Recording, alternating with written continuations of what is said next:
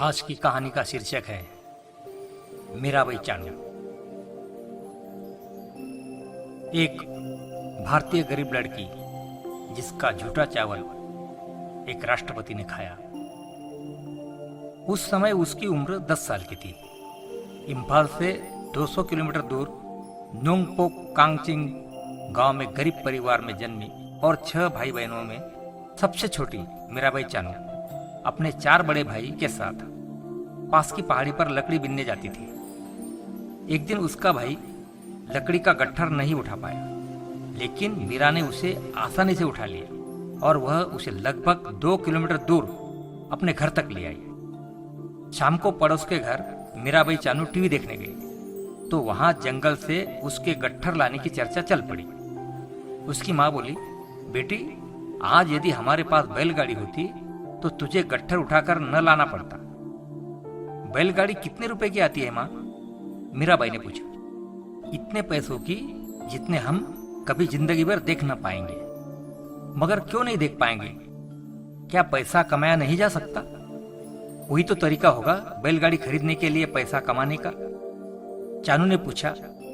तब गांव के एक व्यक्ति ने कहा, तू तो लड़कों से भी अधिक वजन उठा लेती है।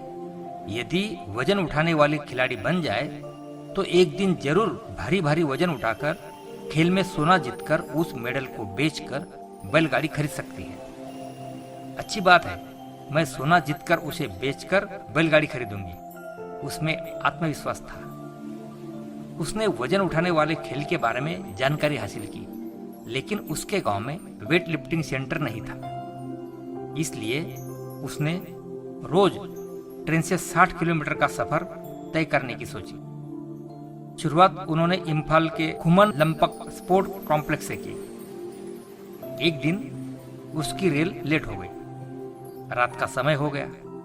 शहर में उसका कोई ठिकाना न था, कोई उसे जानता भी न था। उसने सोचा कि किसी मंदिर में शरण ले लेगी और कल अभ्यास करके फिर अगले दिन शाम को गांव चली जाएगी। एक अधूरा निर्माण हुआ भवन उसने देखा, जिस पर आर्य समाज मंदिर लिखा हुआ था। वह उसमें चली गई। वहां उसे एक पुरोहित मिला, जिसे उसने बाबा कहकर पुकारा और रात को शरण मांगी। बेटी, मैं आपको शरण नहीं दे सकता। यह मंदिर है और यहाँ एक ही कमरे पर छत है जिसमें मैं सोता हूं। दूसरे कमरे पर छत अभी डली नहीं, एंगल पड़ गई है, पत्थर की सिल्लियां आई पड़ी है, लेकिन पैसे खत्म हो गए। तुम कहीं और शरण ले लो। मैं रात में कहां जाऊंगी बाबा? मीराबाई आगे बोली, मुझे बिन छत के कमरे में ही रहने की इजाजत दे दो। अच्छी बात है, जैसी तेरी मर्जी, बाबा ने कहा। वह उस कमरे में माटी एक सार करके उसके ऊपर ही सो गई। अभी कमरे में फर्श तो डला नहीं था। जब छत ही नहीं था तो फर्श कहां से होता भला? लेकिन रात के समय बूंदाबांदी शुरू हो गई और उसकी आंख खुल गई। मीराबाई ने छत की ओर देखा। दीवारों पर ऊपर लोहे की एंगल लगी हुई थी, लेकिन सिल्लियां तो नीचे थी। आधा अधूरा जीना भी बना हुआ था। उसने नीचे से पत्थर की सिल्लियां उठाई और ऊपर एंगल पर जाकर रख दी। फिर थोड़ी ही देर में दर्जनों सिल्लियां कक्ष की दीवारों पर ऊपर लगी एंगल पर रखते हुए कमरे को छाप दिया। उसके बाद वहां एक बरसाती पन्नी पड़ी थी। वह सिल्लियों पर डालकर नीचे से फावड़ा और तसला उठाकर मिट्टी भर भर कर ऊपर छत पर सिल्लियों पर डाल दी। इस प्रकार मीराबाई ने छत तैयार कर दी। बारिश तेज हो चुकी और वह अपने कमरे में आ गई। अब उसे भीगने का डर न था, क्योंकि उसने उस कमरे की छत खुद ही बना डाली थी। अगले दिन बाबा को जब सुबह पता चला कि मीराबाई ने कमरे की छत डाल दी तो उसे आश्चर्य हुआ और उसने उसे मंदिर में हमेशा के लिए शरण दे दी, ताकि वह खेल की तैयारी वहीं रहकर कर सके, क्योंकि वहां से खुमन लंपक स्पोर्ट कॉम्प्लेक्स निकट था। बाबा उसके लिए खुद चावल तैयार करके खिलाते और मीराबाई ने कक्षों को गाय के गोबर और पीली माटी से लिपकर सुंदर बना दिया था। समय मिलने पर बाबा उसे एक किताब थमा देते जिसे वह पढ़कर सुनाया करती, और उस किताब से उसके अंदर धर्म के प्रति आस्था तो जागी ही, साथ ही देशभक्ति भी जाग उठी। इसके बाद मीराबाई चानू 11 साल की उम्र में अंडर 15 चैंपियन बन गई और 17 साल की उम्र में जूनियर चैंपियन का खिताब अपने नाम किया। लोहे की बार खरीदना परिवार के लिए भारी था। मानसिक रूप से परेशान हो उठी मीराबाई ने यह समस्या बाबा से बताई तो बाबा बोले, बेटी चिंता न करो, शाम तक आओगी तो बार तैयार मिलेगा। वह शाम तक आई तो बाबा ने बांस की बार बनाकर तैयार कर दी ताकि वह अभ्यास कर सके। बाबा ने उनकी भेंट कुंजू रानी से करवाई। उन दिनों मणिपुर की महिला वेटलिफ्टर कुंजू रानी देवी स्टार थी और एथेंस ओलंपिक में खेलने गई थी। इसके बाद तो मीराबाई ने कुंजू रानी को अपना आदर्श मान लिया और कुंजू रानी ने बाबा के आग्रह पर इसकी हर संभव सहायता करने का बीड़ा उठाया। जिस कुंजू रानी को देखकर मीरा के मन में विश्व चैंपियन बनने का सपना जागा था, अपनी उसी आइडियल के 12 साल पुराने राष्ट्रीय रिकॉर्ड को मीरा ने 2016 में तोड़ा, वह भी 192 किलोग्राम वजन उठाकर।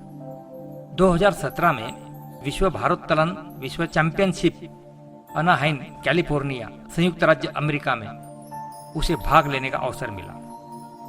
मुकाबले से पहले एक सहभोज में उसे भाग लेना पड़ा। सहभोज में अमेरिकी राष्ट्रपति मुख्य अतिथि थे। राष्ट्रपति ने देखा कि मीराबाई को उसके सामने ही पुराने बर्तनों में चावल परोसा गया, जबकि सब होटल के शानदार बर्तनों में शाही भोजन का लुत्फ ले रहे थे। राष्ट्रपति ने प्रश्न किया, इस खिलाड़ी को पुराने बर्तनों में चावल क्यों परोसा गया? क्या हमारा देश इतना गरीब है कि एक लड़की के लिए बर्तन कम पड़ गए, या फिर इससे भेदभाव किया जा रहा है? यह अछूत है क्या? नहीं महामहिम, ऐसी बात नहीं है। उसे खाना परोस रहे लोगों से जवाब मिला, इसका नाम मीराबाई है। यह जिस भी देश में जाती है वहां अपने देश भारत के चावल ले जाती है। यह विदेश में जहां भी होती है भारत के ही चावल उबाल कर खाती है। यहाँ भी चावल खुद ही अपने कमरे से उबाल कर लाई है। ऐसा क्यों? राष्ट्रपति ने मीराबाई की ओर देखते हुए उससे पूछा। महामहिम, मेरे देश का अन्न खाने के लिए देवता भी तरसते हैं, इसलिए मैं अपने ही देश का अन्न खाती हूँ। ओह, बहुत देशभक्त हो तुम। जिस गांव में तुम्हारा जन्म हुआ, भारत में जाकर उस गांव के एक बार अवश्य दर्शन करूंगा, राष्ट्रपति बोले। महामहिम, इसके लिए मेरे गांव में जाने की क्या जरूरत है? क्यों?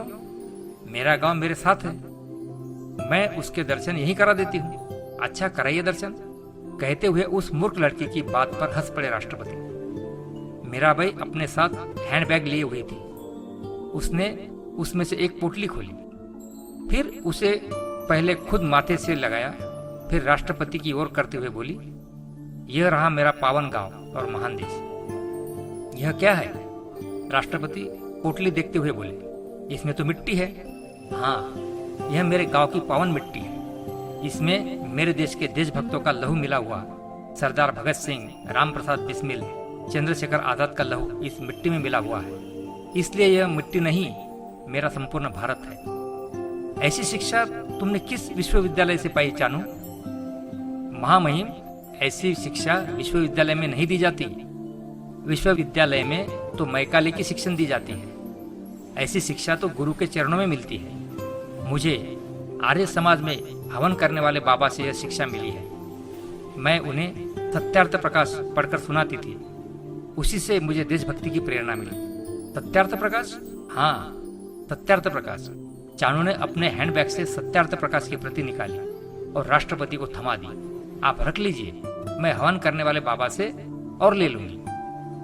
कल गोल्ड मेडल तुम ही जीतोगी, राष्ट्रपति आगे बोले। मैंने पढ़ा है तुम्हारे भगवान हनुमान जी ने पहाड़ हाथों पर उठा लिया था, लेकिन कल यदि तुम्हारे मुकाबले हनुमान जी भी आ जाए तो भी तुम ही जीतोगी। तुम्हारा भगवान भी हार जाएगा तुम्हारे सामने कल। राष्ट्रपति ने वह किताब एक अधिकारी को देते हुए फिर आदेश दिया, इस किताब को अनुसंधान के लिए भेज दो कि इसमें क्या है, जिसे पढ़ने के बाद इस लड़की में इतनी देशभक्ति उबाल मारने लगी कि अपनी ही धरती के चावल लाकर हमारे सबसे बड़े होटल में उबाल कर खाने लगी। जानू चावल खा चुकी थी, उसमें एक चावल कहीं लगा रह गया तो राष्ट्रपति ने उसकी प्लेट से वह चावल का दाना उठाया और मुंह में डालकर उठकर चलते बने। बस मुख से यही निकला, यकीनन कल का गोल्ड मेडल यही लड़की जीतेगी। जो भूमि का अन्न खाती है यह। और अगले दिन मीराबाई ने स्वर्ण पदक जीत लिया, लेकिन किसी को इस पर आश्चर्य नहीं था सिवाय भारत की जनता के। अमेरिका तो पहले ही जान चुका था कि वही जीतेगी।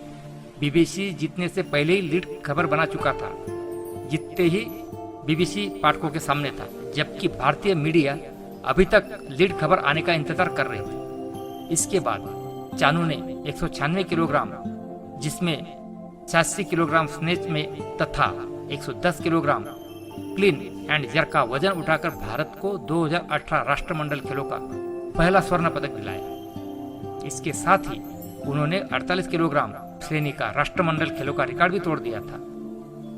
2018 राष्ट्रमंडल खेलों में विश्व कीर्तिमान के साथ स्वर्ण जीतने पर मणिपुर के मुख्यमंत्री एन बीरेन सिंह ने 15 लाख रुपए की नगद धनराशि देने की घोषणा की।